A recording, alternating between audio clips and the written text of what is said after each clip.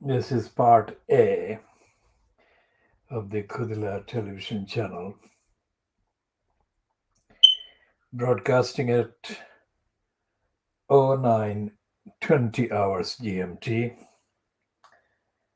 10:20 a.m. in the morning in London, in the quote UK, on Wednesday, the 4th of August 2021. Now, this is the front page of the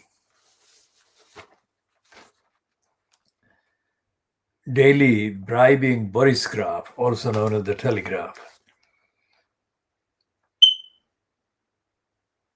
devoting the front page of the sports supplement about Tokyo and the performance by the British teenager Keely Hodgkinson, who got a bronze yesterday. And she's being celebrated, feted by Fleet Street quite extensively and factually. The point about Keely Hodgkinson taking part, because she's a university student studying criminology. She needed funding, and the point that is being made by the reports, in the reports about her, was that she didn't have the funding usually available from the lottery fund. So she was privately funded by a known, quote, philanthropist who has in the past also funded other participants. And the daily bribing Boris graph has got the main paper's front page also, half, the top half devoted to two other sports persons, and the smaller picture of Kelly Hodgkinson. And we shall be talking about the Fleet Street attitude about sports and British sports team GB. And we shall take a look again, contextually look again at the 2012 staged in East London in 2012, August 2012.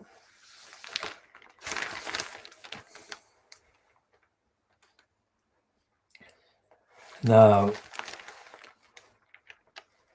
the main page, page 1, quote, political news is against Iran on the daily bribing Boris Johnson.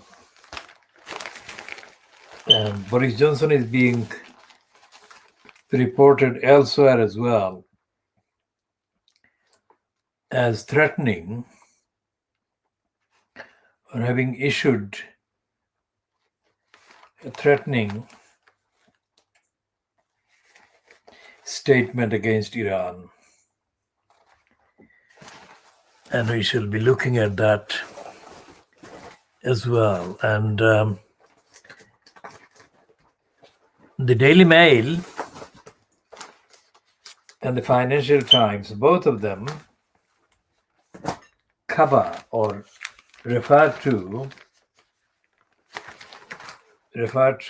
the USA in terms of human rights. And the Daily Mail has significantly got a piece, an extended piece, byline to David Rose. David Rose is the one that instantly recognized my voice when I made the phone call to him during the last century.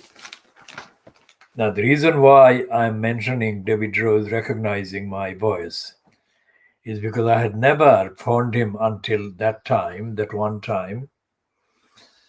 So the only way David Rose could have recognized my voice would have been by his being working with the various agencies, including the spying agencies, that were intensively and extensively examining my voice, various kind of aspects of my voice.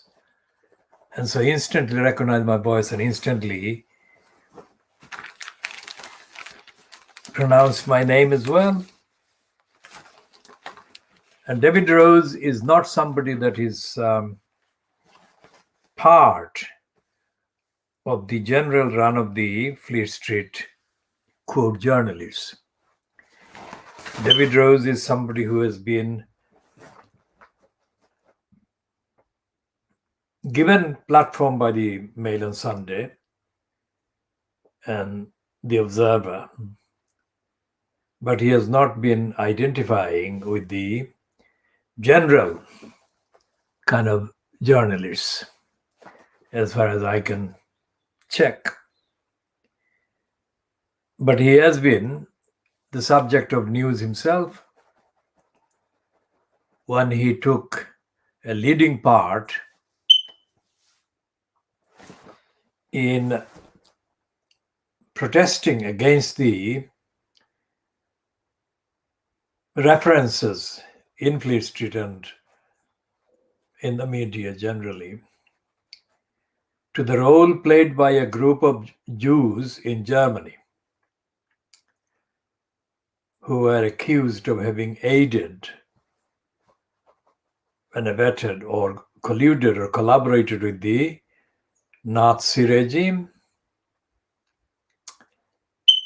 And there was a play, and I'm speaking from memory, decades on. I think the play was named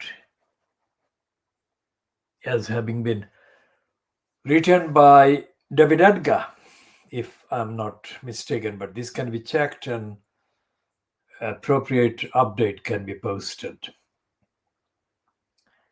And it was called Partition. So David Rose is not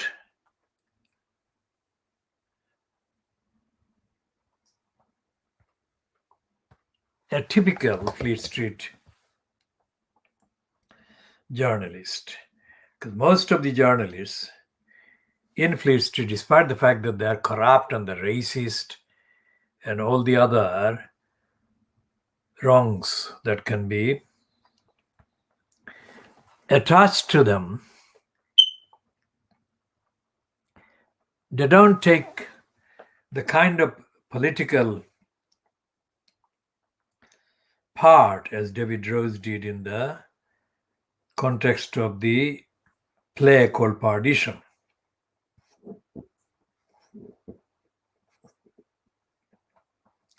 Let's see if Partition is there as an entry in the online. So the partition is a noun. It's in Christian theology a state of eternal punishment and damnation into which a sinful and unrepentant person passes after death.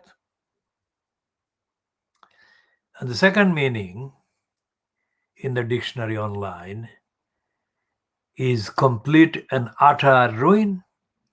She used her last banknote to buy herself a square meal before partition.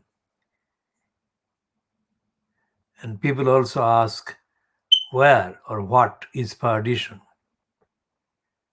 And one is the Christian religion. Partition is defined as a state of eternal punishment you experience after death if you were a sinner who did not repent to God An example of partition is hell. And there are other meanings. Hell, eternal damnation, absolute ruin. So let's see if we can find that particular script. Partition, as I said, without checking or before I checked, David Edgar.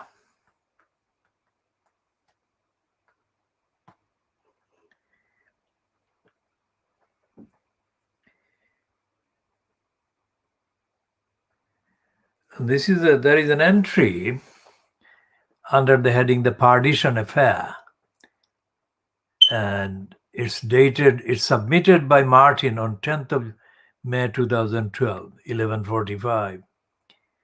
When the Royal Court Theatre decided at the last minute not to go ahead with its scheduled production, it's not David Edgar, it's Jim Allen.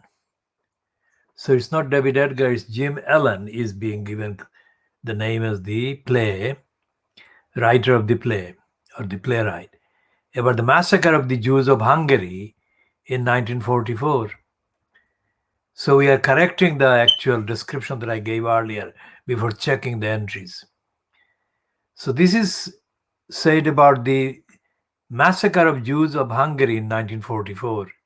Partition, a flood of discussion, polemic, and recrimination was unleashed in the press. It had already been the subject of protests by various prominent Jews and of publicity in the press. Now,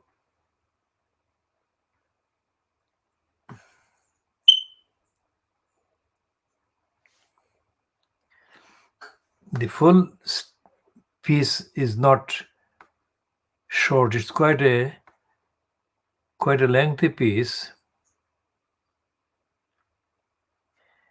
and it's published on the workersliberty.org.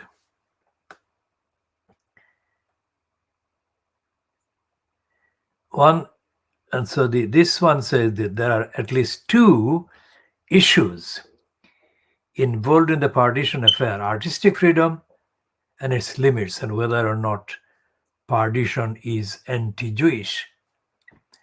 Allen and the director Ken Loach immediately raised an outcry against censorship, alleging that they were victims of a coordinated Zionist conspiracy. Partition was being crushed under the Zionist juggernaut, as Jim Allen put it, when he told his side of the story to the Irish Times. They have received immense publicity for their assertion about the Zionist campaign to kill partition. Predictably, the anti-Zionist left, eager for evidence of Zionist conspiracy and Zionist power, rushed to defend partition and echoed the charges. Now, that is 2012, according to the Jewish Chronicle, the Board of Deputies of the British Jews did decide to try, where possible, to prevent the play from being performed. There was an outcry and no doubt private lobbying too. But given the subject of partition and the nature of Allen's treatment of it, that is not surprising, nor necessarily very sinister. The charge of being anti-Semitic is still one that inhabits, and Allen's script does not, as well as we will see, offer the honest reader who is not wearing blinkers much ground on which to build a convincing case that it is not anti-Jewish. So we'll leave it there, because David Rose was also somebody who worked or started working at Time Out. And essentially, David Rose is somebody who is familiar with faith-based hostility and racism. That's the point that is worth mentioning in relation to his piece today in the Daily Mail about the Guantanamo Bay. Now that is Muslims.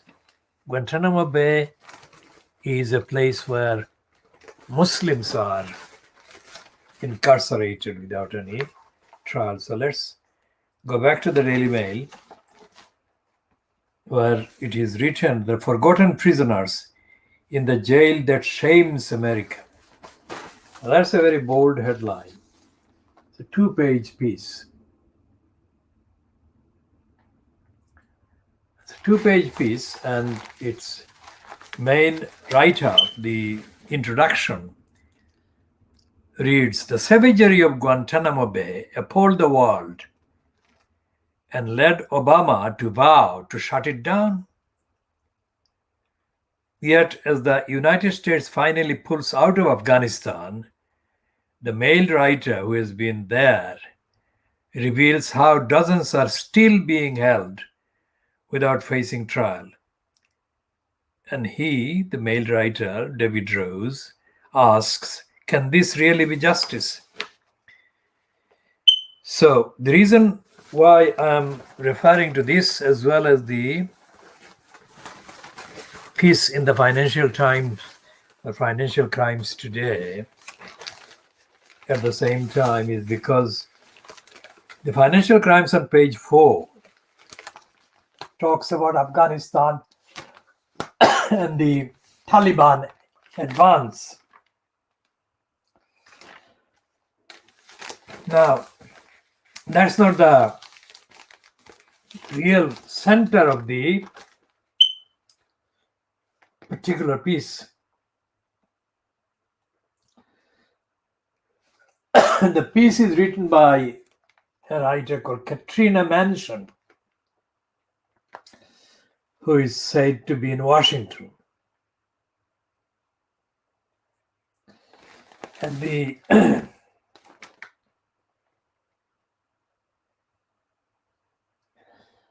other one, additional reporting by Stephanie Finley in New Delhi.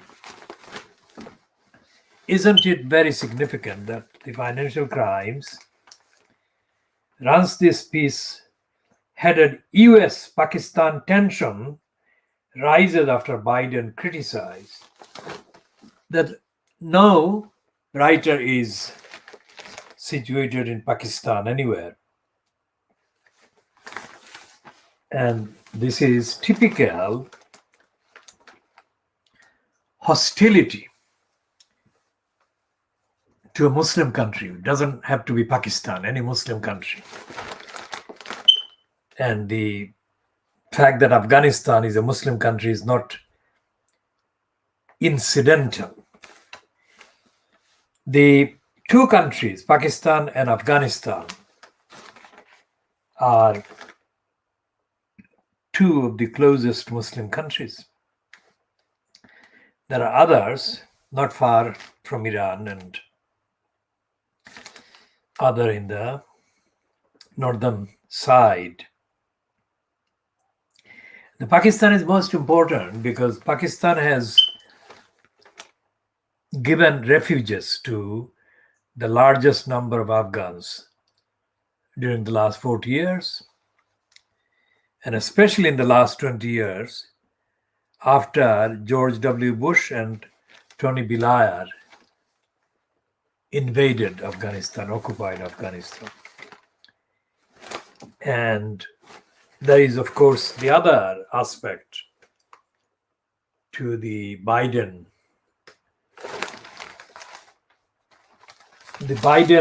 reaction to Pakistan, because there is an American-led kind of foreign policy push against China. And next door to Pakistan is, of course, India, which in the attack on China is very much an ally of the USA. Now, going back to Pakistan and Pakistan's criticism of Biden being treated by Biden's administration as unforgivable, unacceptable, shows the contempt for this one of the largest Muslim populated countries, that the American State Department, the presidency has. Now, taken together, the numbers of refugees and asylum seekers that physically crossed into Pakistan to save their lives after the Americans invaded and occupied Afghanistan is phenomenally larger, bigger than any other numbers of refugees crossing into the neighboring countries from their own countries of origin, anywhere on the face of the earth in the last few decades. So the costs that the policy of Pakistan has saved the West, the Americans, or American-led, is phenomenal.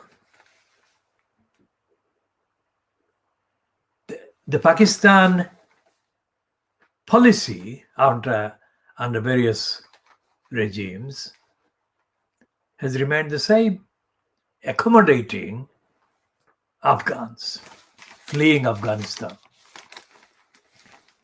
And that can be in the region of trillions of dollars. Now, I have said all of that before I read anything of the actual copy, byline to Katrina Mansion in Washington, and additionally reported by Stephanie Findley in New Delhi, the capital of India. Pakistan's National Security Advisor has complained over US President Joe Biden's failure to contact Prime Minister Imran Khan as Washington seeks help to stop the Taliban taking over Afghanistan following US troops withdrawal. Now, Joe Biden is, of course, another racist, another anti-Muslim racist invader. Although he's removing the American soldiers from Afghanistan, he still remains an invader, as we shall come to see. The cold shoulder from Washington comes as the Taliban has captured swaths of territory across Afghanistan in a ruthless offensive, emboldened by the US pullout. Now, this is, so far the two paragraphs are not peddling Joe Biden, on the face of it anyway. Let's look at the longer third paragraph after that. Afghan President Ashraf Ghani's government has openly criticized Pakistan for supporting the Taliban to secure its strategic interests in the region. Washington leaned on Pakistan in the recent years to helping bring senior Taliban leadership to the negotiating table and secure a deal to exit the country with few attacks on American soldiers. But despite calls from Pakistan's Khan to be a partner for peace, Biden has yet to call since taking office this year. Quote, "The President of the United States hasn't spoken to the Prime Minister of such an important country, who the US itself says is make or break in some cases, in some ways in Afghanistan. We struggle to understand the signal, right?" Moeed Yusuf, Pakistan's National Security Advisor, told the Financial Times in an interview at Pakistan's embassy in Washington. "We have been told every time that the phone call will happen. It's technical reasons or whatever, but frankly, people don't believe it," he said. "If a phone call is a concession, if a security relationship is a concession, Pakistan has options," he added, refusing to elaborate. Pakistan has cultivated deep ties with its iron brother China, which has invested billions in infrastructure projects as part of its Belt and Road Initiative. Now, that is all about Pakistan's embassy.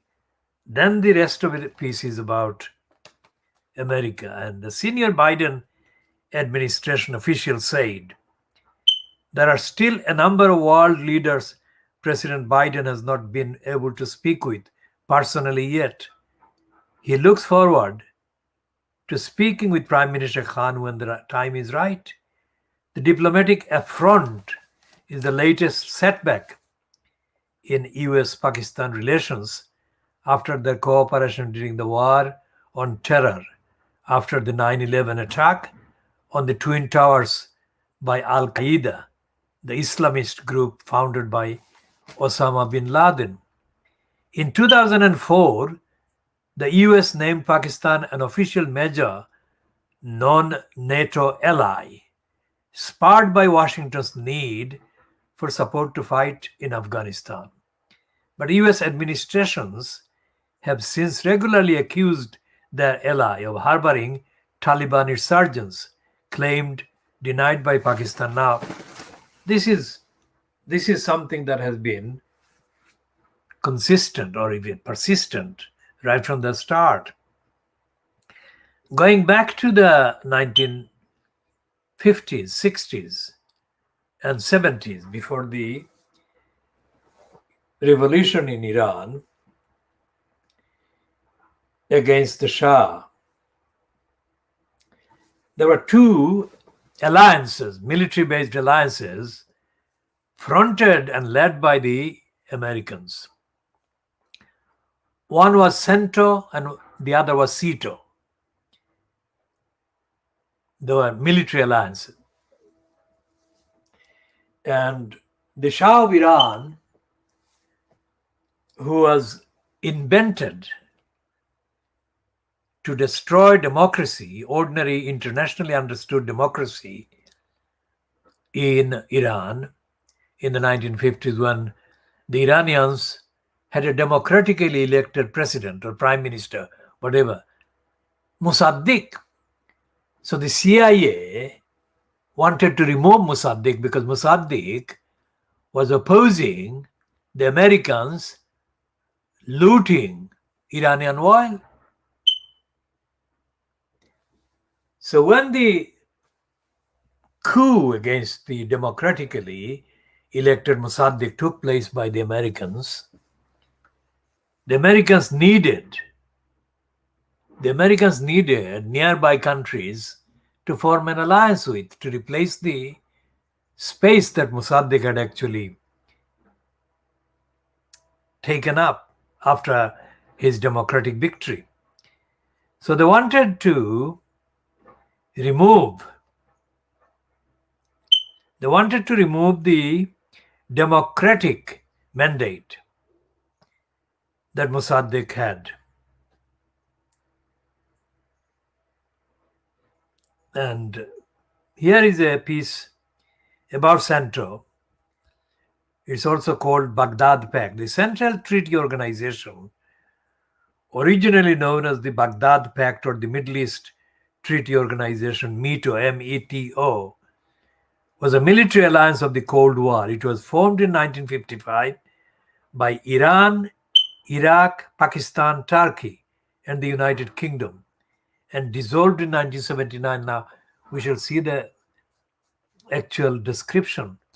US pressure and promises of military and economic aid were key in the negotiations leading to the agreement, but the United States could not initially participate. John Foster Dulles, who was involved in the negotiations as US Secretary of State under President Dwight D. Eisenhower, claimed that that was due to the pro-Israel lobby and the difficulty of obtaining congressional approval. Others said the reason was for purely technical reasons for budgeting purpose. In 1958, the US joined the military committee of the alliance. It is generally viewed as one of the least successful of Cold War alliances. The organization's headquarters were in Baghdad, Iraq in 1955 to 1958, and in Ankara, Turkey in 1958 to 1979. Cyprus was also an important location for CENTO because of its location in the Middle East and the British sovereign base areas on the island. Modeled after the North Atlantic Treaty Organization that is still active, that is NATO, CENTO committed the nations to mutual cooperation and protection, as well as non-intervention in each other's affairs. Its goal was to contain the Soviet Union by having a line of strong states along the USSR's southwestern frontier. Similarly, it was known as the Northern Tier to prevent Soviet expansion into the Middle East. Unlike NATO, CENTO did not have a unified military command structure, nor were many US or UK military bases established in member countries, etc., etc.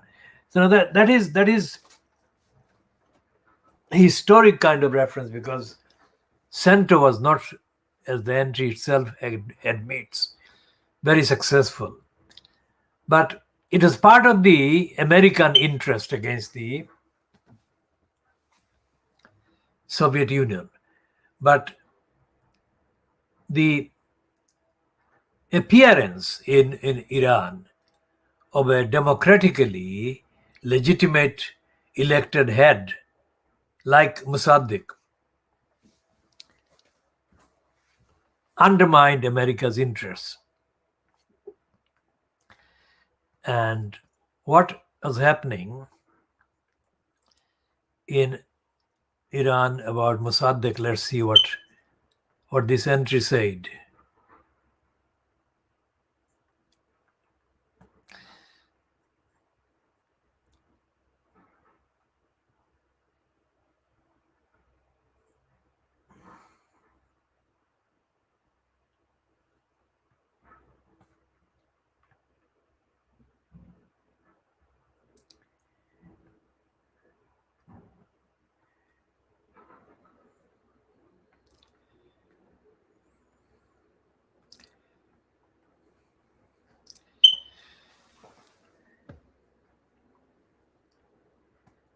So Mossadegh is named in this entry as Muhammad Mossadegh.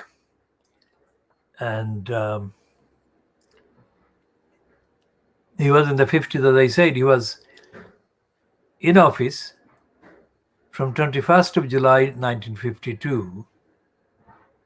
This is the month, to the 19th of August 1953.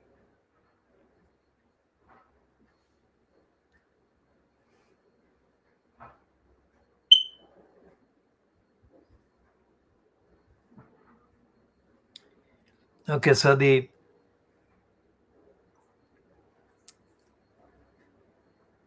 was an Iranian politician who served as the 35th Prime Minister of Iran, holding office from 51 to 53, when his government was overthrown in the 53 Iranian coup orchestrated by United States CIA and the United Kingdom MI6. An author, administrator, lawyer, and parliamentarian, his administration introduced a range of social and political measures such as social security, land reforms, and higher taxes, including the introduction of taxes of the rent on land. His government's most significant policy, however, was the nationalization of the Iranian oil industry, as I said, which had been built by the British on Persian land since 1913 through the Anglo-Persian Oil Company, later known as British Petroleum. Many Iranians regard Mossadegh as the leading champion of secular democracy and resistance to foreign domination in Iran's modern history. Following an initial failed coup by the CIA MI6 backed General Fazlullah Zahedi, the CIA field agent in charge, Kermit Roosevelt, nonetheless defied orders and attempted a second overthrow. By paying mobs to demonstrate, tricking Mossadegh into urging his supporters to stay home, and bribing and mobilizing officers against Mossadegh, he was able to force a military confrontation outside Mossadegh's home. With loyalist troops overwhelmed, Mossadegh was pulled out by aides, though he stated his wish of dying in the house instead of fleeing into hiding. He surrendered himself to the officers' club when Zahedi announced an order for his arrest on the radio. Mossadegh was imprisoned for 3 years, then put under house arrest until his death, and was buried in his own home so as to prevent a political furore. In 2013, the US government formally acknowledged the US role in the coup as a part of its policy initiative. And it goes on. Now, so even the Wikipedia entry on Mossadegh is admitting the coup and the role played by the CIA and the British MI6. So, when David Rose talks about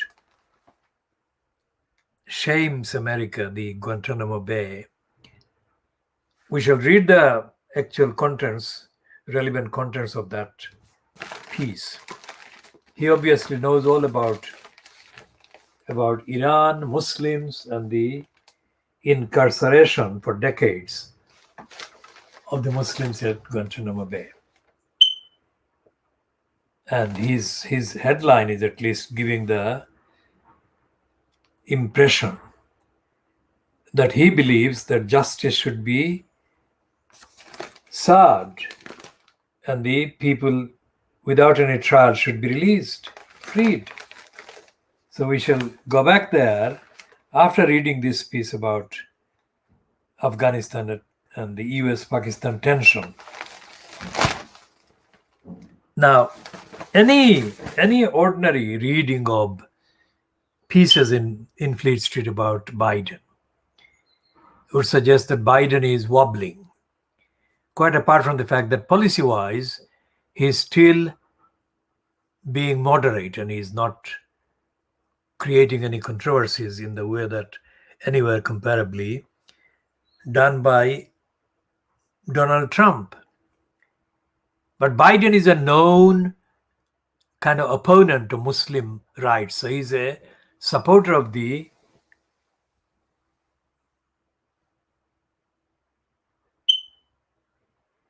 crusade. And Biden is on the record as having opposed Palestinians in particular. Now, any rational reading of the situation, of the statements by Biden and his supporters or propaganda machine about the withdrawal of the American troops from Afghanistan would suggest that he should be heading efforts to make friends with Pakistan, the Muslim country, not because it is Pakistan, but it is Muslim country, the biggest country that is helping and has helped and has been helping the Americans in relation to the situation in Afghanistan.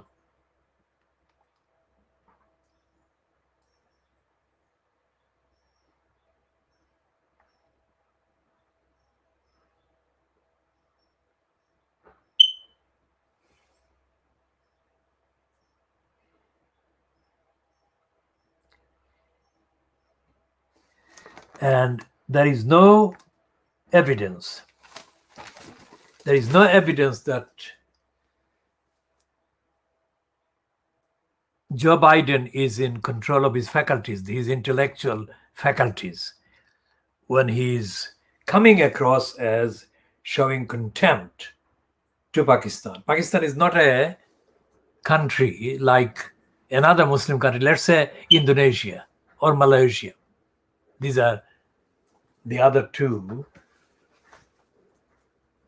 very populous Muslim countries with their own kind of broad frameworks of independence.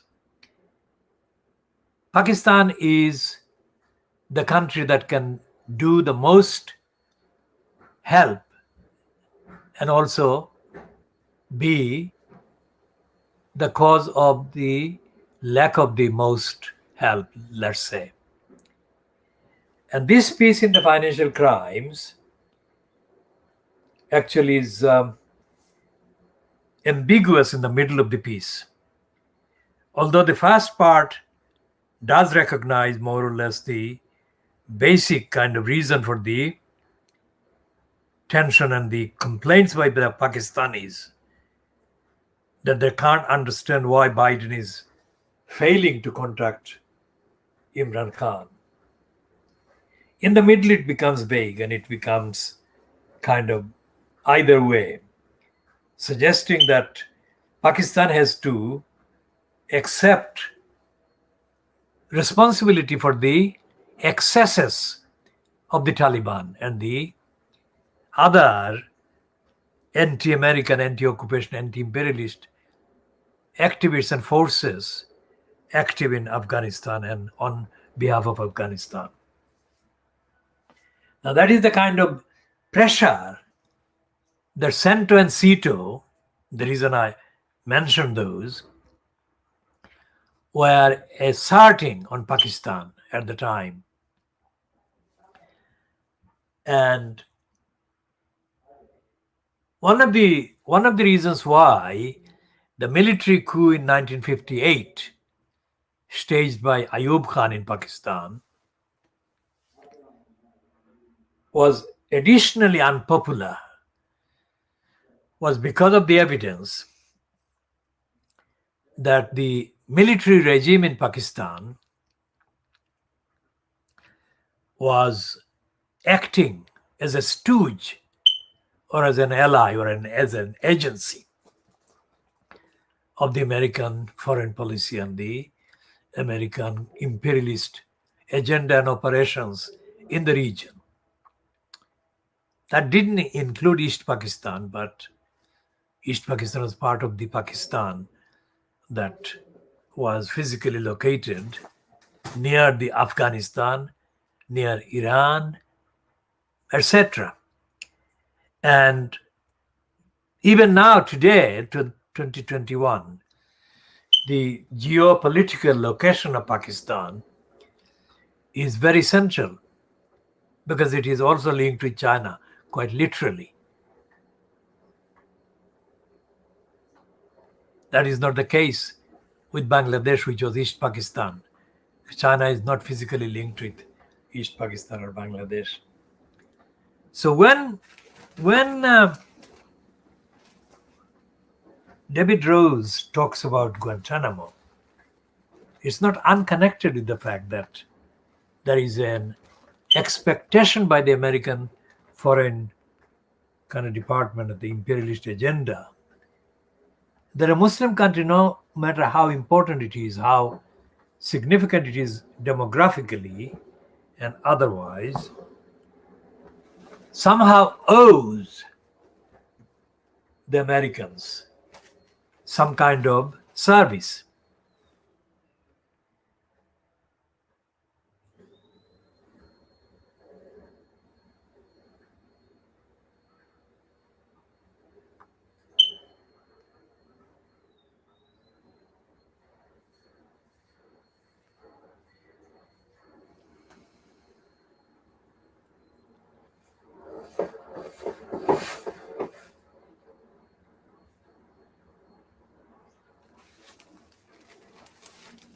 And the purpose of the piece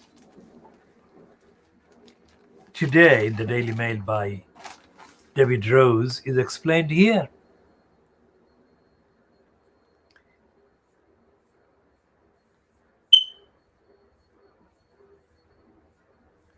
And let's read the last few paragraphs of the David Rose piece.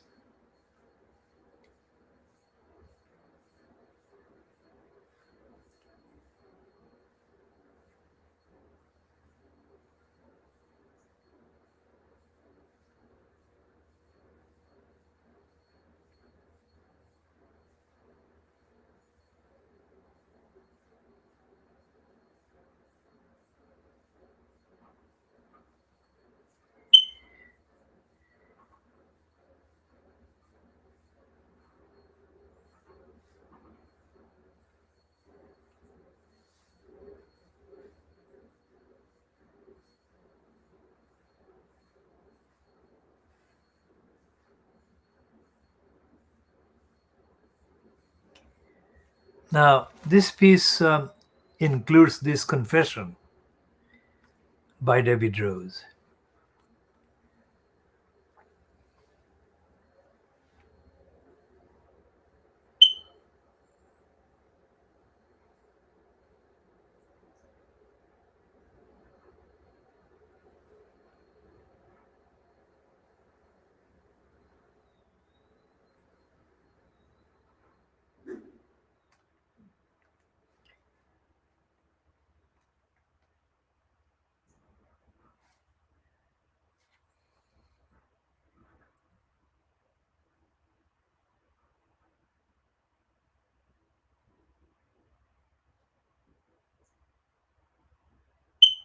For almost 20 years, says David Rose, America has been promising to put some of these men on trial in special courts, including the 9/11 architects. But the chief prosecutor has just resigned after 5 years in the job, and no trial date has been set.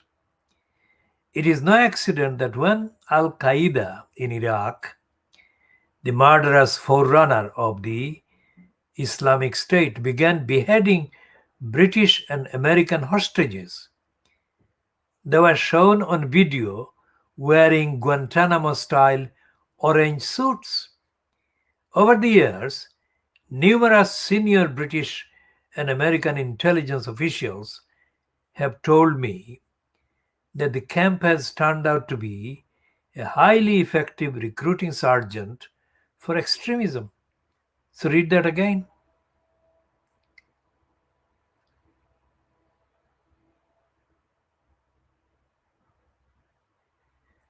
His last sentence in that paragraph: over the years, numerous senior British and American intelligence officials have told me, that is David Rose, that the camp has turned out to be a highly effective recruiting sergeant for extremism. So David Rose is very familiar with spies, American spies and British spies of today. Of course, no one is suggesting that dangerous criminals who wish the West harm should simply be released. Yet America is a country of laws, and many believe that the rightful place for its prisoners is not legal black holes on foreign shores. Democrat leaders say they want to close Guantanamo now, but they have a wafer-thin Senate majority. And the last month, Republican senators implored President Biden not to act, saying the camp still ensures justice. Trying to close it would be deeply divisive, and so far, Biden has given no indication he wishes to make the political effort to close it, that is. Major General Miller must be pleased. Running Guantanamo, he said when he retired, has given me the opportunity to help this nation win the global war on terror. Many would argue that the camp is instead a stain on America's conscience. Now, that is David Rose, who is very familiar with and is relied on by the American spying networks and the British counterparts, and he does the same. And that last counter, so called, is an absolutely stupid denial of international laws, because America has been flouting international laws about human rights, about justice, and so on. And there is no evidence that Rose recognizes those either. So both the Daily Mail piece about Guantanamo Bay, supposedly an outrage against the denial of justice for the victims who are all Muslims,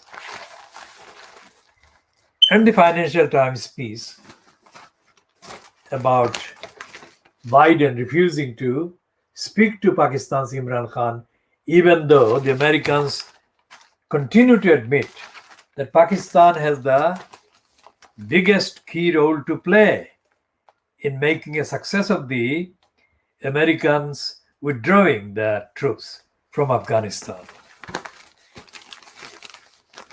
So this program is called KhoodeelaarTV television channel. And our main description is we conduct world exclusive diagnosis of Fleet Street. And I've just done the diagnosis of the Daily Mail and the Financial Times in terms of the situation in Afghanistan, in Pakistan, and in Guantanamo Bay, and the overall policy of the Biden-fronted American administration of showing contempt to the Muslims of the world, and David Rose's denial of the obligations that the UK remains under according to the various international treaties and charters that the UK has signed up to. Compared to the UK, the USA proportionately has signed up to less international treaties. And that is mainly because of the imperialist arrogance that successive American administrations have felt about America not being obliged to follow international rules and international requirements. We shall come to that in due course, of course.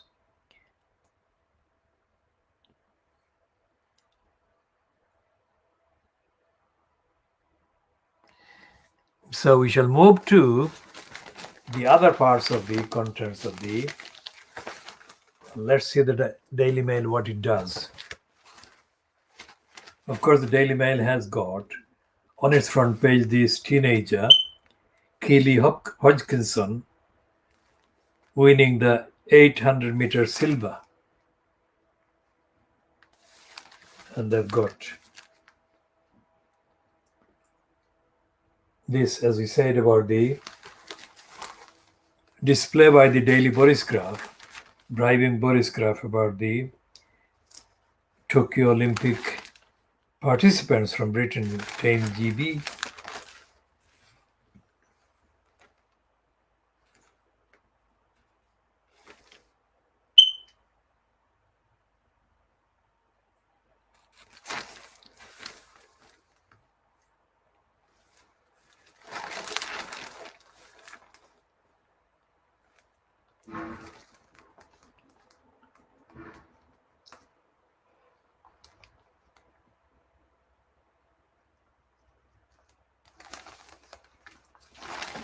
And there is a piece taking up a lot smaller space about the decision by Sajid Javid in his position as the Secretary of State in the name of health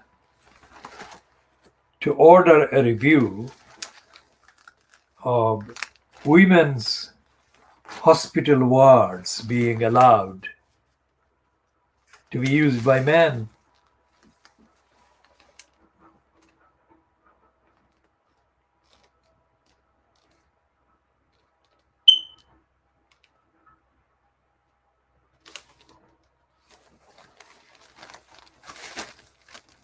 That is the latest action by the UK government about what is called transgender. But the man claiming to be transgender, transferring their gender identity, but retaining their physical gender identities as well at the same time. That is what has been the main kind of issue about this transgender. debate. And this is given as space by the Daily Mail, editorial page treatment to the woman called Nicholson. And she's writing under the heading, as Sajid Javid vows to review the issue, why I fear the sanctity of single-sex wards is under threat from trans rights. So this one will be featuring in high-profile pieces of controversy. The evidence suggests that this claim by men who claim to have the right to call themselves women because they want to call themselves women, this one will not succeed. There is overwhelming evidence that most people are opposed to these claims. And this is not an accidental opposition. It's a biological, cultural, social, societal opposition as well.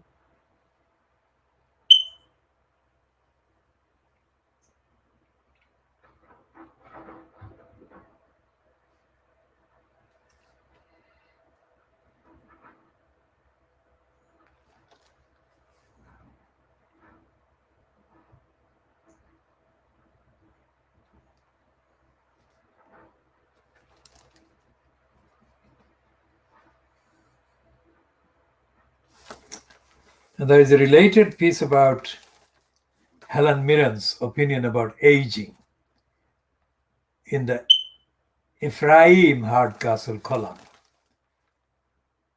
because L'Oreal has appointed Helen Mirren an ambassador, and she says that the company doesn't use the term anti-aging or age-related statements. But the Hardcastle column says a cursory glance suggests there are L'Oreal products on sale with anti-aging clearly stated on the box. And it sarcastically says, a senior moment, Dame Helen, ? So age and gender, very much part of the trading by the media, Fleet Street, etc. And here is a piece about the murder of a young person called Aya Hashim. Aya Hashim was murdered near her home in Blackburn in England by a gang, almost all of them of Pakistani origin, Muslim men. Abu Bakr Satya, Kashif Manzoor, Usman Satya, Ayaz Hussain, and Anthony Annis. Judy Chapman, 26, was found guilty of manslaughter in relation to Aya, but cleared of the attempted murder of Pasha Khan. The 7 men will be sentenced tomorrow. Chapman will be sentenced in October. Senior prosecutor Alan Richardson said, each is in their way responsible for the senseless killing of Aya Hashim. They refused to display any guilt. Now, we are talking about the role of the criminal courts. And this is a court, criminal court in the north, in Blackburn. And the convicted criminals have been almost all of them, except that one with the Anthony in his name, of Pakistani or Muslim origin or background. So we saw last week the end of the trial, the staged trial, as we call it, of the Poplar and Limehouse quote MP, Afsana Begum, at the East London court called Snaresbrook Crown Court. And we have since condemned the failure of the so-called prosecuting local council, Tower Hamlets Council, to make any comment about the raging housing corruption that continues, festers in the same council. Because they don't come across, in their statement after the so-called end of the trial, Tower Hamlets Council comes across as if it was impatient for the farce to end, and that it actually staged the farce like going through the motion, that is to say, to appear, to come across as doing something, but in fact intending the opposite. Now, we have said that the council, Tower Hamlets Council, like Lambeth Council, Southwark Council, Newham Council, Hackney, Islington, these are corrupt councils. Full stop. It's not a corruption or criminality in the controlling regime that affects only one type of crime, one type of service.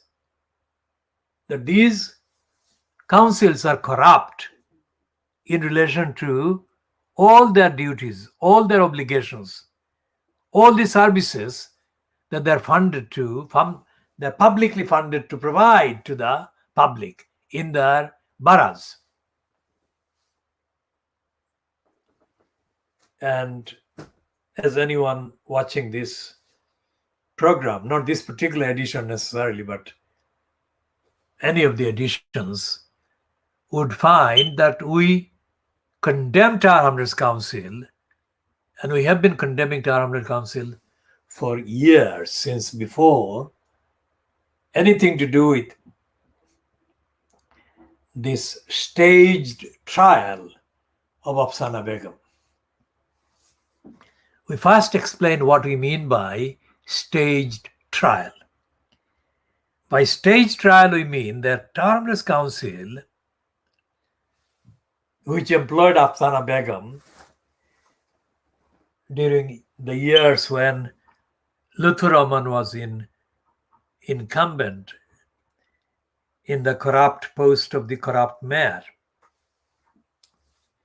And I received more than one emails from Afsana Begum on behalf of Lutfur Rahman and on behalf of his so-called deputy at the time, Ohid Ahmed.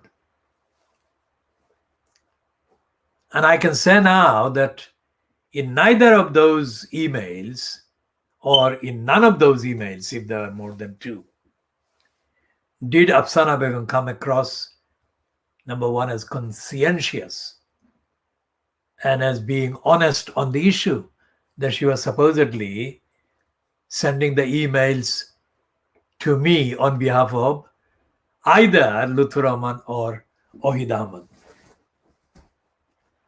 I found the view that Afsana Begum was one of the typically, how shall I say, unfit for purpose employees in Tower Hamlets Council. Because when I sent her the reply each time, or at the relevant time that the reply was warranted, she didn't come back. Any rational, reasonable, and honestly engaged employee of the council should have come back, because the issues that were under reference, although I had not contacted her. She had contacted me on behalf of the two I have mentioned. She should have actually followed up, because she sent me the emails concerned. Now, as anyone familiar with this campaign or with the presentation and the publication of the Khoodeelaar campaign or the other parts of the movement defending the community in the East End of London would know, I am the most prolific communicator, correspondent, commentator about Tower Hamlets Council and many other councils, many government departments. The amount of communications, the amount of contents that I have produced over a very long time is unparalleled in extent, in the extent of the contents and the depth of the investigation of the facts and the rejection of the lies of successive serial liars in posts as either chief executives or other employees, other posts in the corrupt Tower Hamlets Council.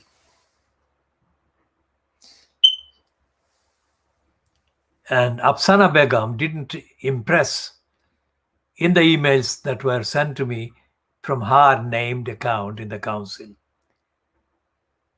that she was either fit for purpose or that she knew about the issues of such paramount importance that I was engaged in the demanding communications sent to Lutfur Rahman, and as his relevant agent at the time, Ohid Ahmed.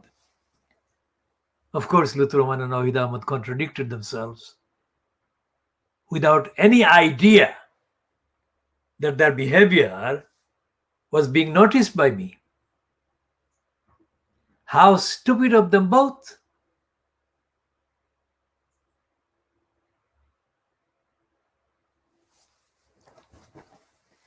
Ohid Ahmed contradicted himself many times verbally as well as in his email. And when I actually strictly fact checking, I visited him, he shows contemptuous ignorance of his duties.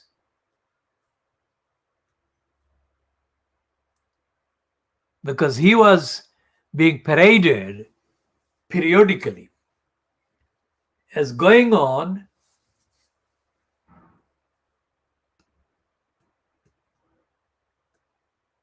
fact-checking walks with various named police personnel in Tower Hamlets. In his stated incumbents in the post as community safety post holder in the corrupt mayoral regime of Lutfur Rahman. So when the Langdon Park schoolboy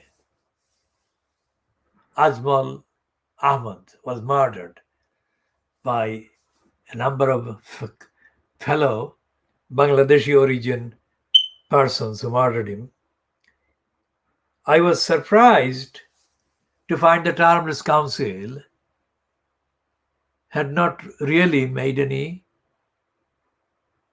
comments about the murder. Truthful comments about the murder. So I went to check with Ohid Ahmed, and he was contemptuously ignorant and uninterested in the whole of the issues. That was one of the issues that I had reason to communicate to Ohid Ahmed. The other was the very corruption regime in relation to housing.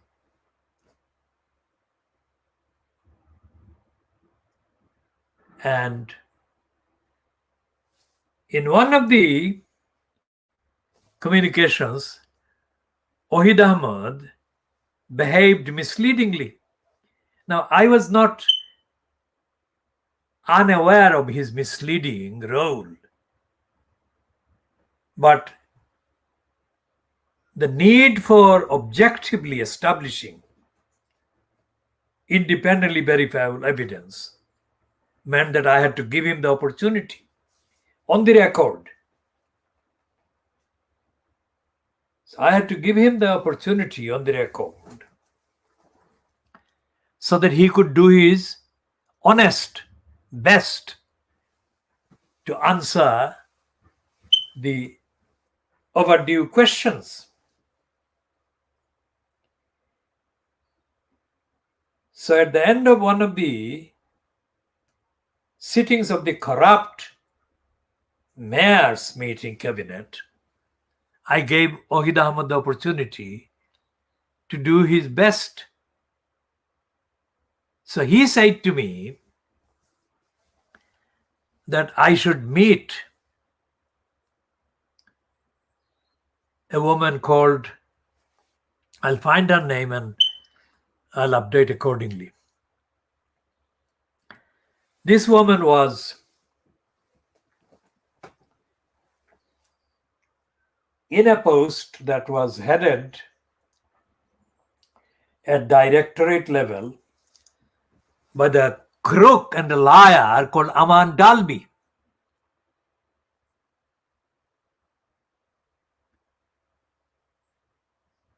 And this woman was a liar and a crook. So there was a heap of built up communications about these liars.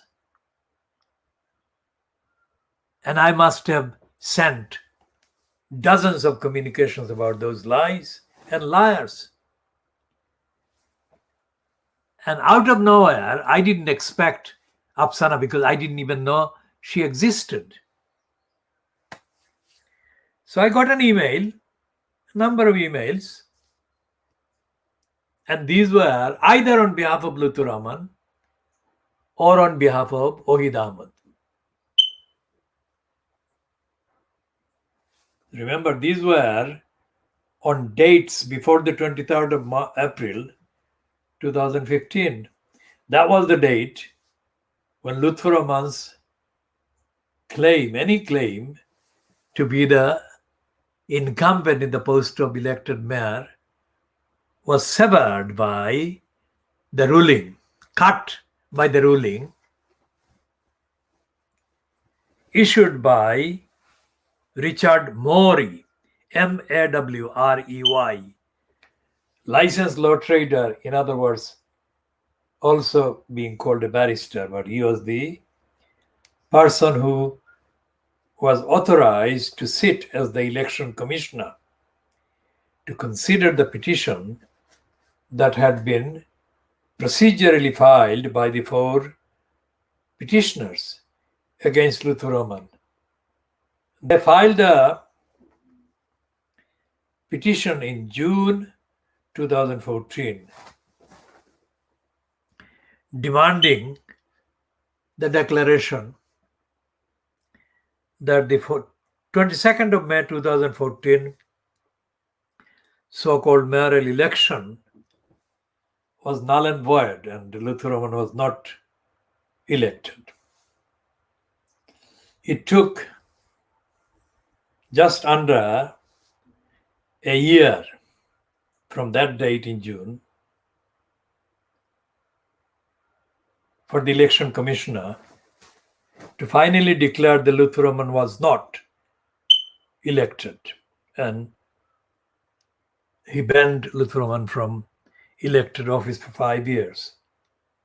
We shall come later to discussing why the elected mayor post was itself corrupt and criminal, and why the Tower Hamlets Council itself should be scrapped. And all of this evidence about the behavior of Lutfur Rahman, Ohid Ahmed, Aman Dalby, and the several emails sent on behalf of Lutfur Rahman and Wahid Ahmad by Afsana Begum. As I said, I didn't know her existence at the time. Now those emails were on dates before the 23rd of April 2015, the date when Richard Morey declared that Lutfur Rahman was not elected on the 22nd of May. Now, if Afsana Begum was acting at that time as sensitive, responsive, responsible, law-abiding, and honest about the various allegations that existed, allegations that I had repeatedly made against the various post holders in the council. She would have followed up my response to her, and she would have given her honest, truthful, and caring statement, which would mean that she would have said that she knew of the various post holders in the council who were in posts to ensure that honest and careful and caring duty was being carried out and observed to meet the lawful requirements of people who had been caused severe obstructions, denials of their rights in relation to the council's duties about housing. Because the communications that were created included a lot of the lies told by the housing options. Remember that options. That is the so-called department of the Tower Hamlets Council, which had serial crooks and criminals in posts, which still has serial crooks and criminals in posts. That was used and is being used to stage dishonest kind of statements. So the housing options was a criminal, was a section, was a part of the criminals in paid posts in the council. And those criminals were in post and are in post today, 4th of August 2021, to tell lies about housing. Now remember, even if you look at one particular borough like Tower Hamlets, you are looking at hundreds of kind of communications by every single individual who has been blocked or obstructed or lied to or lied about their various stages of housing needs. Now, while these liars are being paid to lie, they are victims. The victims of the lies and lying are not being paid. In fact, they are being denied the time, the resources, and the energies that are required to maintain the very distressing series and serial communications with a set of paid liars who don't have anything to lose. Their main task is to block and obstruct and to deny and to bar and to deprive service to the people who need the service most urgently and most sincerely. So Afsana Begum did not show any sign that she understood any of the fact-based references that she was supposedly writing the emails to me about.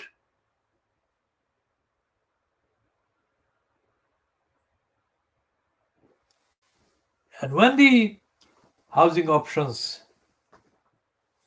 liars were kind of mentioned in the prosecution's case against Afsana Begum, the defense didn't kind of argue about anything to do with the housing options. The defense just said that Afsana Begum had communicated to housing options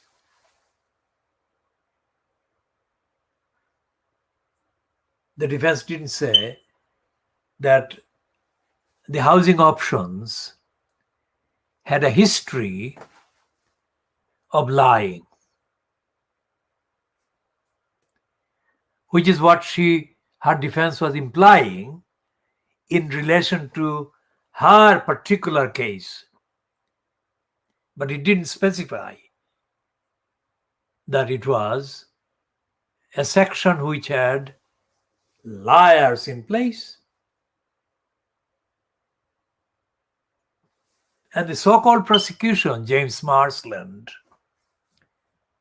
didn't press the point.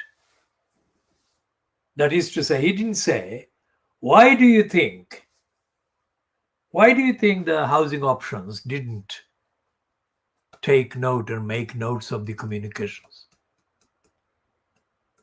Is it usual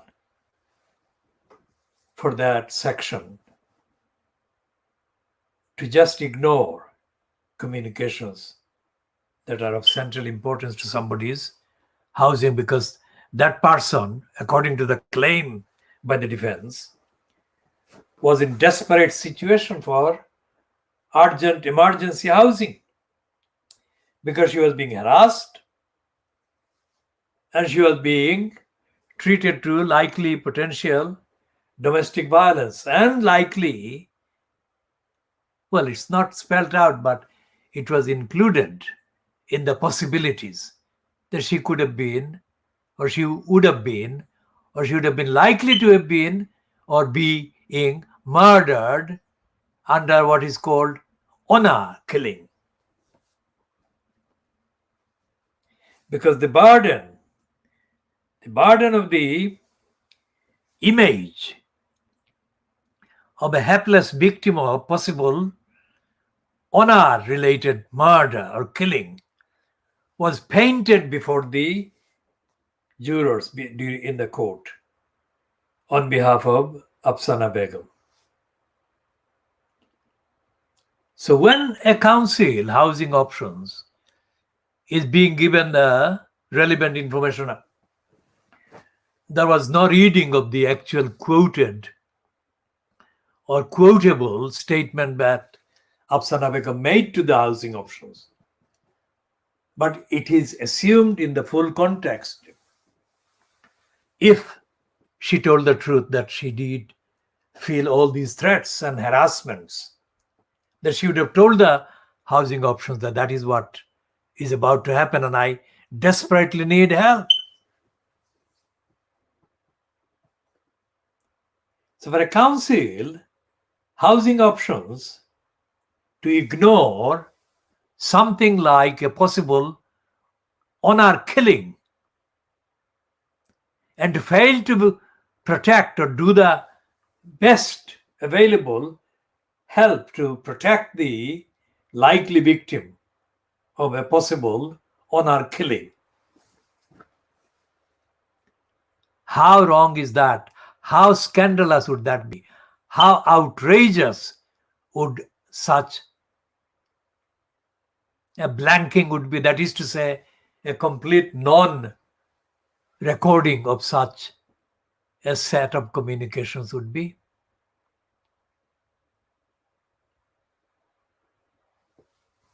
Why didn't James Marland or Marsland, why didn't the prosecution, so-called barrister, the licensed law trader, James Marsland, why didn't he pursue that?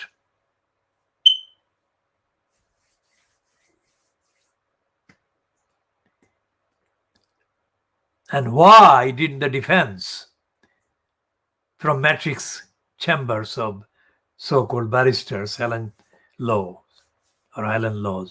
why didn't she pursue that? And why didn't that register to the press association, the main news agency that covers and has covered this particular case and which has been the main basis, the main source of most of the versions that have been published online by the Daily Mail, by the Scum, the Sun, the Guardian, the East London, Idiotizer? Why haven't any of them focused on that? In the strategy that came across from the mention of the possible honor-based violence that Afsana Begum's kind of side adopted, they must have thought that this was a desperate and very dangerous kind of situation and that it should be highlighted. So why didn't the newspapers mention or focus on that?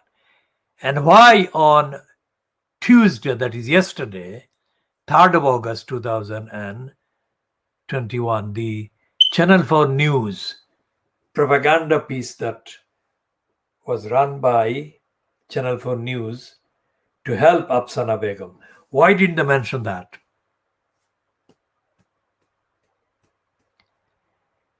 It looked like Channel 4 was itself impatient to just do the routine and get away from that particular topic of the trial of Afsana Begum and her, as they kind of claimed acquittal.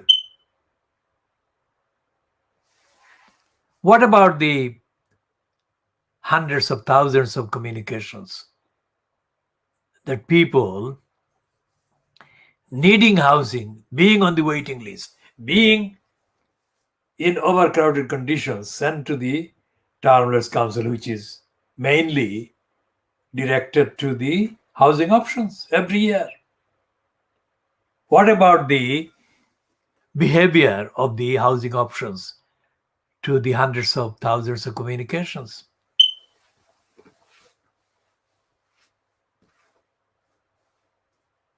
They didn't mention that. They didn't mention the point about the possible honor-based violence.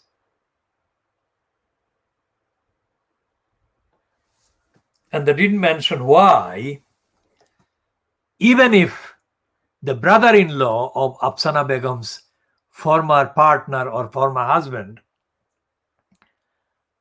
currently Councillor Ehtesham Haq, no relation to me. Why, even if Ehtesham Haq's brother-in-law actually did file a complaint against Afsana Begum, why would that itself be evidence of prejudice against her? Isn't it conceivable that the alleged brother-in-law, unidentified so far, of Ehtesham Haq actually believed, on the evidence before him, on the facts known to him, that a wrong or a series of wrongs had been done? Why would his reporting such wrongdoing constitute any evidence or ground that he was being malicious? Channel 4 News didn't ask Afsana Begum that question. In fact, they used that reference to the alleged complaint by the alleged brother-in-law by Ehtesham Haq as itself constituting evidence of the hostility and prejudice and conspiracy and bias against Afsana Begum. That cannot be true, because Afsana Begum has no exemption, never had any exemption in law to break the law or to manufacture a series of scenarios that make her come across as if she was the victim when the evidence otherwise showed that she was committing a series of wrongs, breaking laws.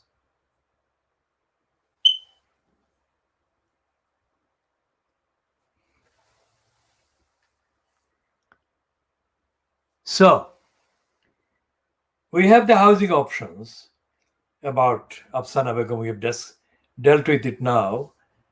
But the housing options is also the same branch of Hrs Council that took part in a series of published lies about housing.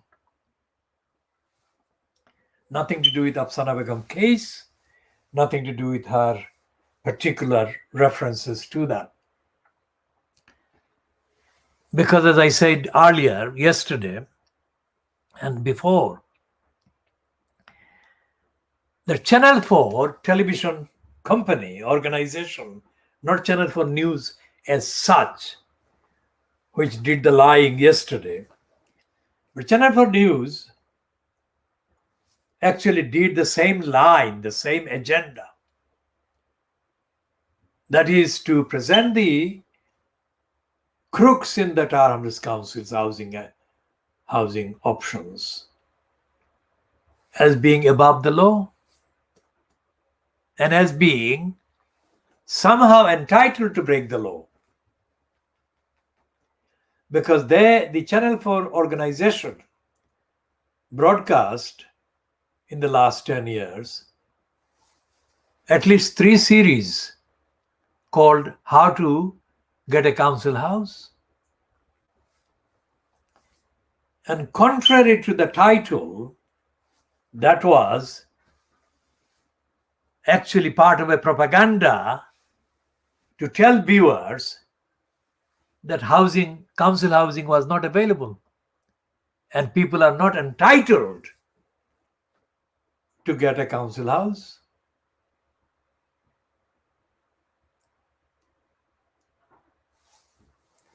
So it's not just about the exchanges or alleged exchanges or contracts between Afsana Begum and the housing option, but it's the whole operation.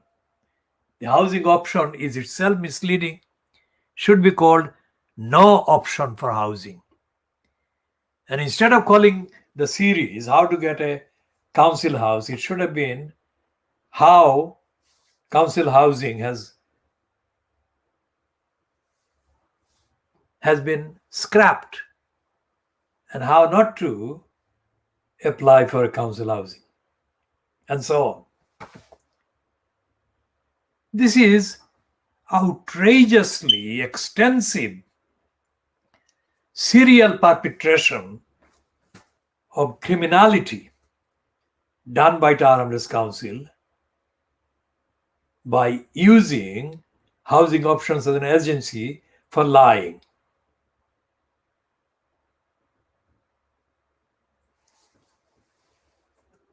We shall update by chapter and verse in due course about those series. Now, moving to the operation, the propaganda operation that is run in accordance with the agenda that suits the racist liar John Biggs, who has been imposed as the incumbent in the corrupt mayor post. They issued a statement after the so-called end of the so-called trial of Afsana Begum at the Snaresbrook Crown Court. Now, this time, it is absolutely important to read what the criminals said. And I'm calling John Biggs a criminal.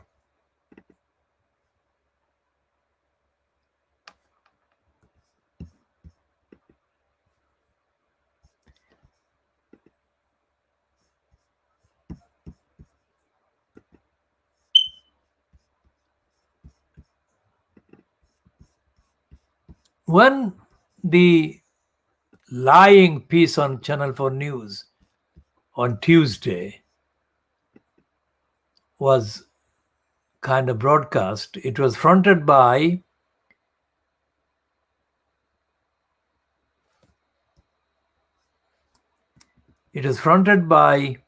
Krishnan Gurumurthy.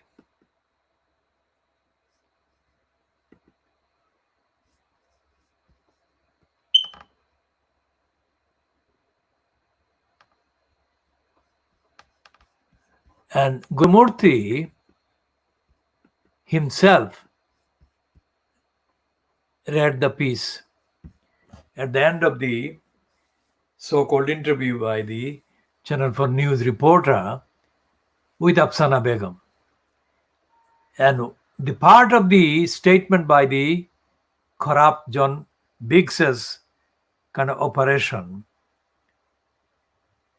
it sounded like they couldn't leave the topic fast enough. That's what they did. So let's see what the actual text of the lying piece by the corrupt Hrs Council says.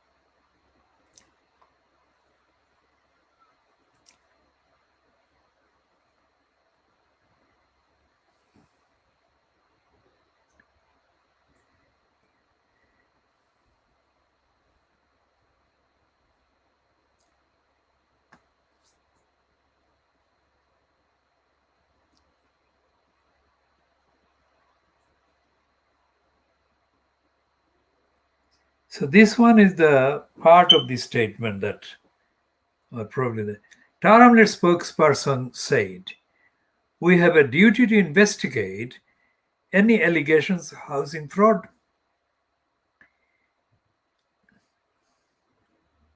In order to ensure public money is spent correctly and that those waiting on our housing register are treated fairly.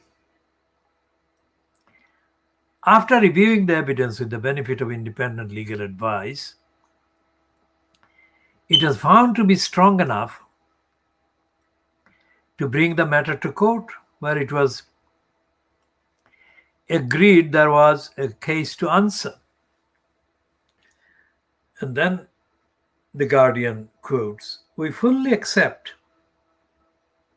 the verdict that justice has run its course and the matter is now closed." Justice has not run its course at all, because there is a thing called miscarriage of justice. There is a thing called the jurors were not fully briefed or whatever, and that we shall appeal. Nobody has said that they would appeal. And justice has not run its course, as we have explained.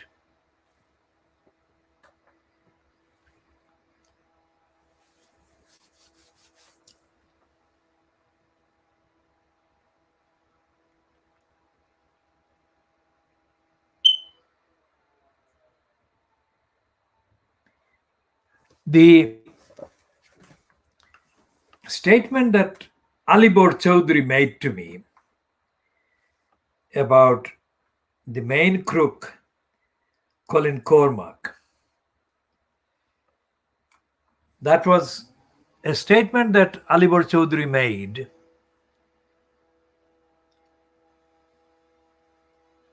during 2015. Alibor Chaudhry made that statement to me spontaneously. That is to say, I didn't know what he was going to say, and I didn't expect what he did say, that he would be saying that. Alibor Chaudhry said to me, within months or within a year of Richard Morey declaring Alibor Chaudhry banned, as well as Lutfur Rahman being banned, that Colin Cormack had always wanted to obstruct the rights, the housing rights, to be delivered to me. I didn't expect Alibor Chaudhry to say that, and I had not prompted him to say that. I had no idea that he would say that. And he did say that at a coincidental meeting. We bumped into each other in Brick Lane. And the most important thing Alibor Chaudhry said to me was that Colin Cormack never wanted me to get the housing. Now, this is not something that took place over a few minutes or few seconds. This was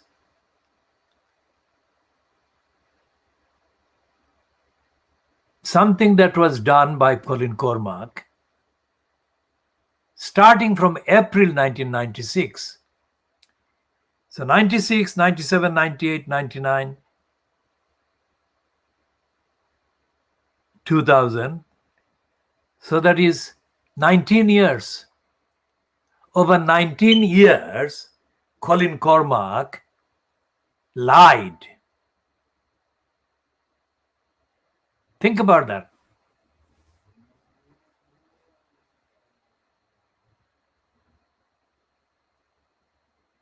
Colin Cormack was the post holder in the housing options. And before the housing options was created, he was in the relevant post. And he, Colin Cormack, was the one that was mentioned to me by Sylvie Pierce. Sylvie Pierce was the chief executive at the time in 1996.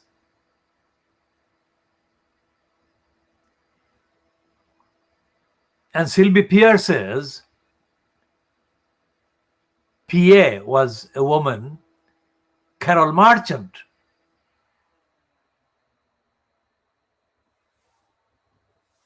who conducted almost all the communications regarding Colin Cormack's behavior and the contemporaneous complaints that were being made by me against Cormack over the period up to the time when mysteriously Carol Marchant left the council in 2011, which we shall be discussing in detail in due course as well. Because I think Carol Marchant was given the sack. Carol Marchant was given the sack because she was in fact the only employee in the council who was not, on those references, lying. In fact, being in the chief executive's office, Carol Marchant, of course, carried internally significant recognition. So when she was the only one who confirmed and reiterated what I was saying, the rest of the council employees, the liars, clocked on, and they thought that she had to be retired from the council. That was the only way to stop the lies being continued. And my absolutely truthful claims, assertions, demands, representations being blocked. That is what they were doing. So when Afsana Begum came into the frame of references and she sent me the emails on behalf of Lutfur Rahman and on behalf of Ohid Ahmad, she was dealing with something that had begun before she even left primary school. I can check that. What age was she in 1996? If she is 31 now, then she would have been a child, infant, in 1996. So she was actually being asked to tell lies to me by Lutfur Rahman and Ohid Ahmad about something that she could not check. She was not able to check.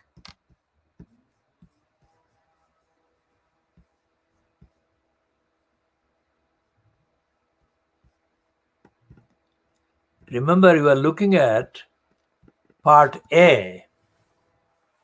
You are looking at part A of the Khoodeelaar television channel, diagnosing world exclusive diagnosis of Fleet Street. And what we are doing here is saying that the Guardian, the Daily Mail, the Scum, the East London Idiotizer, Channel 4 have all been lying and have lied for the crooks in Tower Owners Council at various stages surrounding the farce of the trial staged at Snaresbrook Crown Court on various counts of housing fraud perpetrated by Afsana Begum, as the prosecution said. And we have said that this was not a trial of Hrs Council fraud. Not even 1% of the truth of the depth of corruption and criminality that goes on in Hrs Council.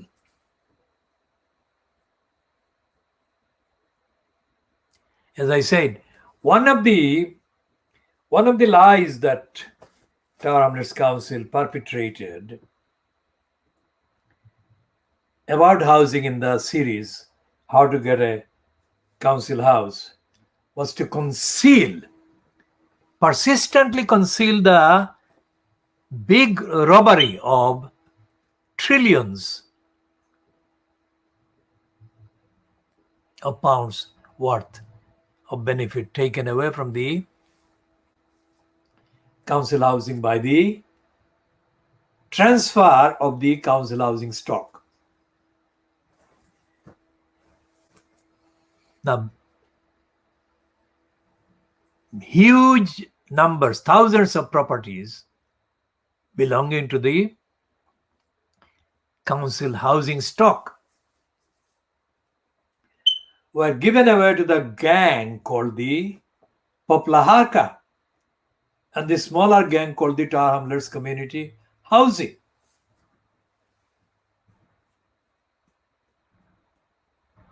This was something that by any reasonable numerical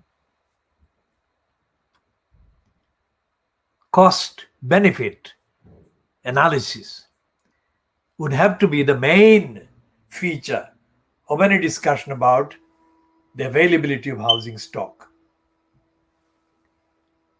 Yet the series called How to Get a Council House, broadcast by the criminally collusive Channel 4, left out thousands of council housing stock were being made unavailable by the transfer to Poplaharka and to Tar Hamlets Community Housing. This wasn't mentioned.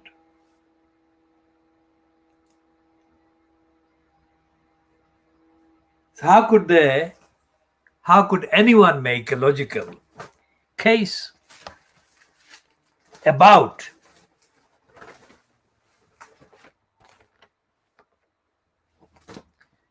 availability or otherwise of council housing?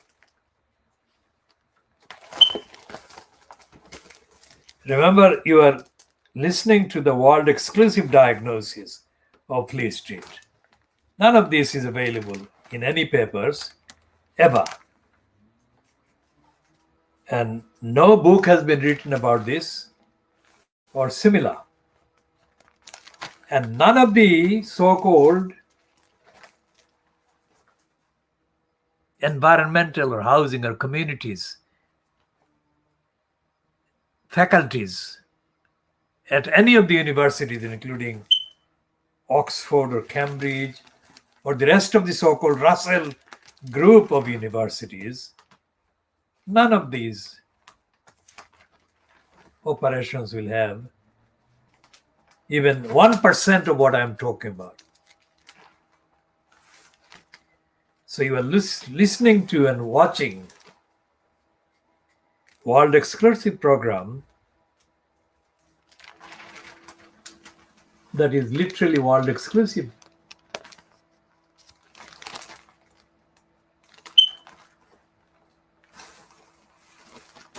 Now we shall go to corruption of a different kind.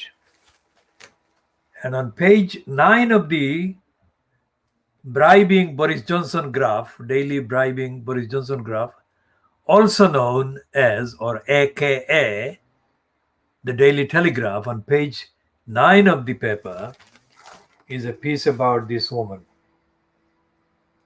This woman has been described in the headline by the Daily Mail as Taiwanese, but she ethnically, of course, belongs to the group very similar to the main stock of the Chinese. So we shall move to the main point in the item. It's Oxford porters stop me because of my skin color, says Senior Don.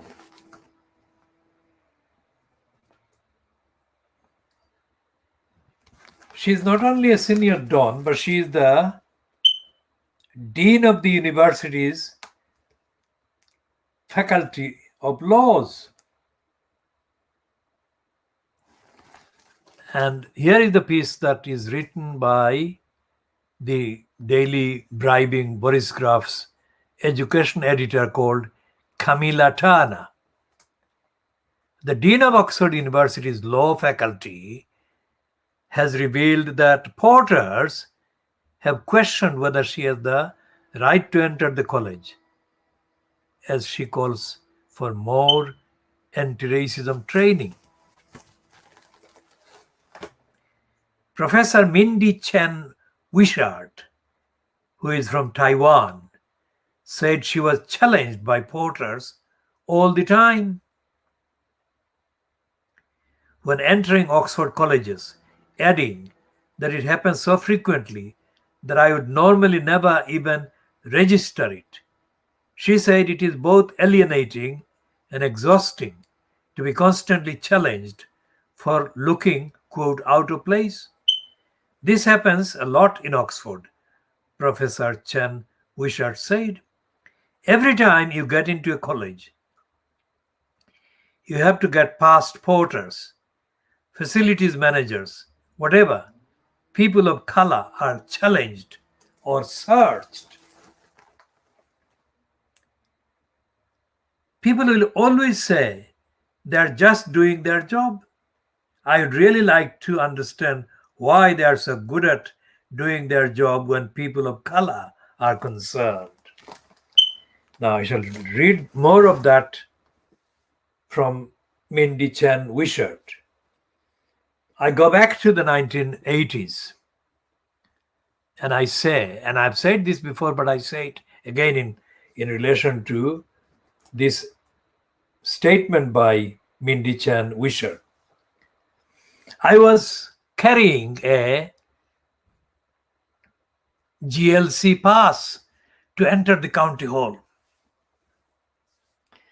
And I had that pass issued to me, in effect, from late 1982, when I had been elected by the community in Tower Hamlets to a series of committees in the Inner London Education Authority, which itself was a big, constitutionally, committee of the Greater London Council, which means that the members of committees, whoever, who were entitled to attend meetings and entered the county hall, had to have a card or pass issued.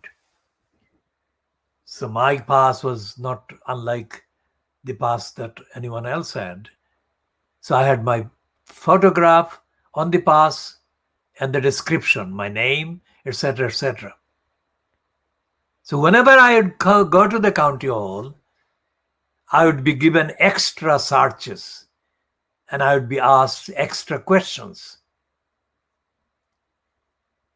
And people who were not even members of the committee and who had no automatic entitlement to enter, which I had, but who were not Asian or African, would not be treated in that way. And I have had similar experiences trying to go to the what used to be called the headquarters of the Commission for Racist Enslavement, as I call it, but it is called Commission for Racial Equality, which is situated near Victoria Station in London. So whenever I would like to enter, I would be given the heavy treatment of being searched and asked extra questions. And I had the name registered at the appropriate department, etc. And you can extrapolate and you can multiply the examples.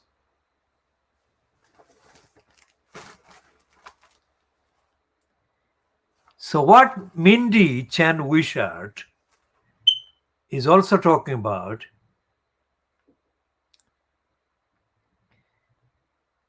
she said the senior officials at Oxford are increasingly aware of the importance of diversity and inclusion, adding that a pro-vice chancellor recently interviewed her about her experiences at the university as a person of color.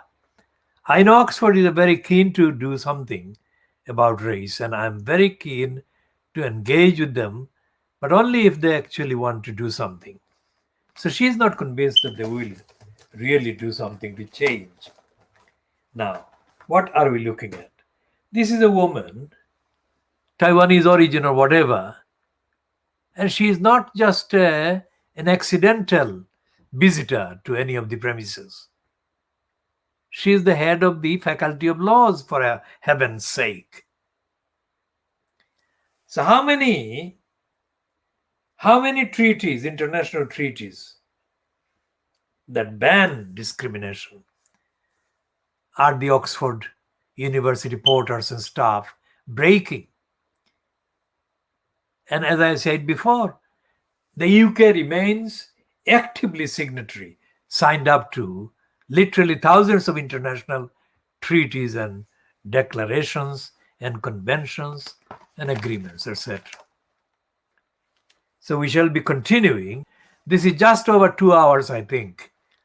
It's 11:22 GMT on Wednesday, the 4th of August 2021, that we are ending this part A of the Khoodeelaar campaign, Khoodeelaar television channel,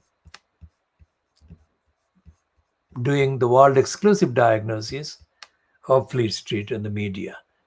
And of course, neither the Daily Bribing Boris Graph nor the Daily Mail, two of the outlets that report on Mindy Chen Wishart, talk about the international treaties that I keep regularly talking about. So we shall elaborate on that and update on that in due course.